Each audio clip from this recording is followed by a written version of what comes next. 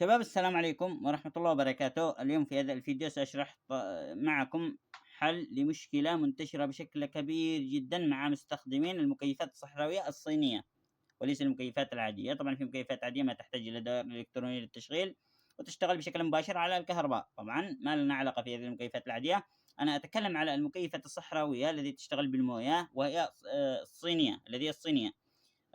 طبعا يأتي في هذه الدائرة دائرة التشغيل والتحكم في المكيف، مروحة المكيف والبرودة ورفع الماء والدينامو. ركزوا معي متابعي الكرام على هذه القطعة. هذه القطعة وهذا الاي سي ينضرب باستمرار، مشكلة يعني توجع رأس المستخدمين بشكل مستمر. وكذلك متابعي الكرام القطعة غير متوفرة، القطعة غير متوفرة، هذه تنضرب وغير متوفرة. فإذا انضربت يضطر المستخدم أنه يشتري هذه القطعة بالكامل أو الكرتة بالكامل، وقد يبحث عليها لوقت طويل من مسافة بعيدة ما يحصل عليها بشكل يعني سهل وبكل سهولة كما عمل هذا المستخدم. هذا المستخدم جاءني في الأمس يقول لي إني أصلح له هذه القطعة، فبصراحة قلت له أنا ما عندي هذه القطعة وما عندي الداتا شيت حتى أبحث على القطعة تبعها لأنها محروقة ومضروبة.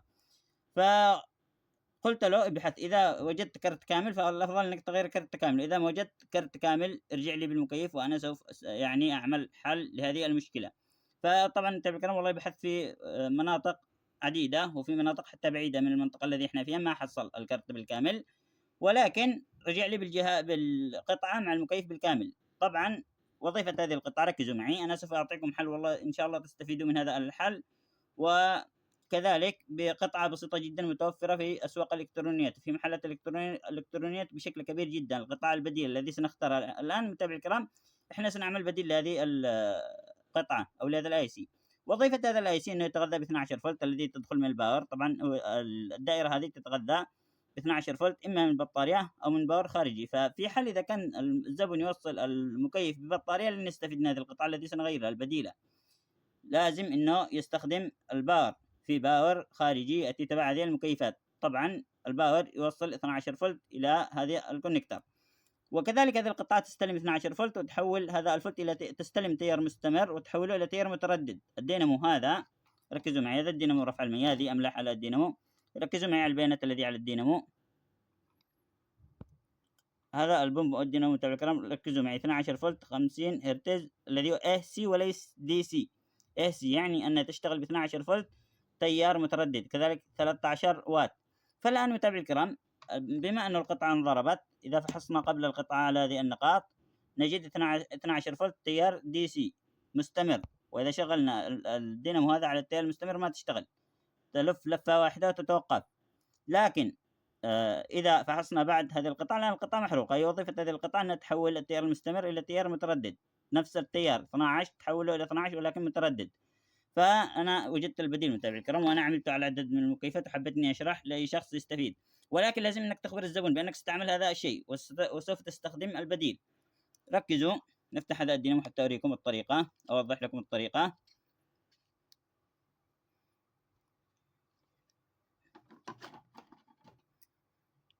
لا تنسوا متابعيني الاشتراك بالقناة ليصلكم كل جديد.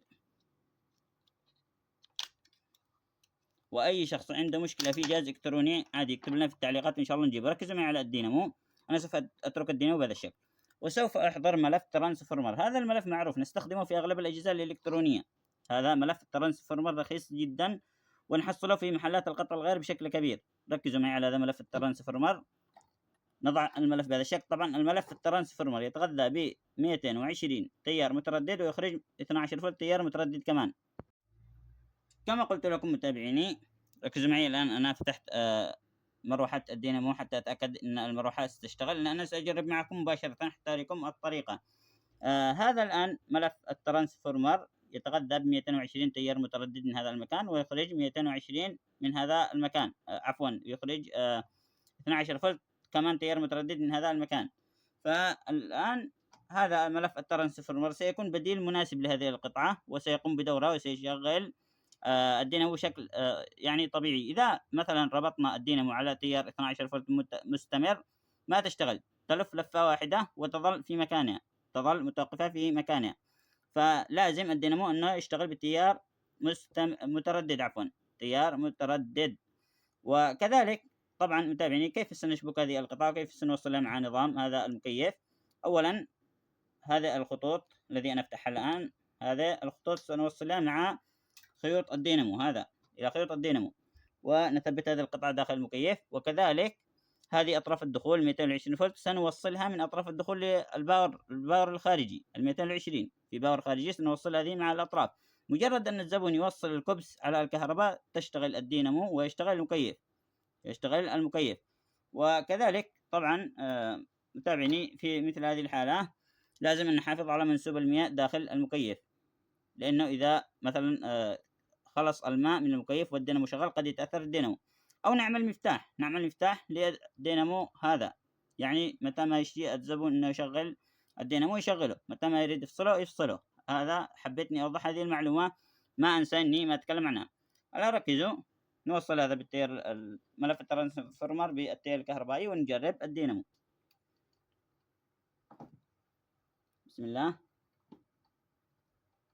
طبعا أنا أشرح الآن بشكل خارجي حتى أوصل لكم الفكرة، وأي شخص يعني يشتغل هذه الفكرة أو يطبقها على مكيف لازم أن يضيف حركاته في التركيب وتثبيت القطع.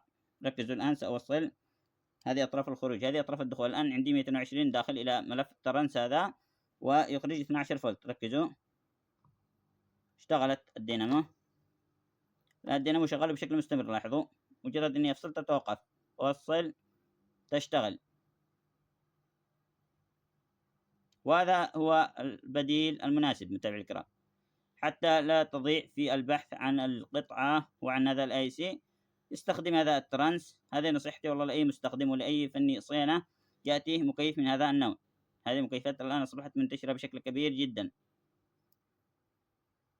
وكذلك متابعيني، إذا لم نغير هذه القطعة فهذا الدينامو رفع الماء أو المضخ هذا للماء ما يرفع الماء ولن يبرد المكيف بالشكل الطبيعي.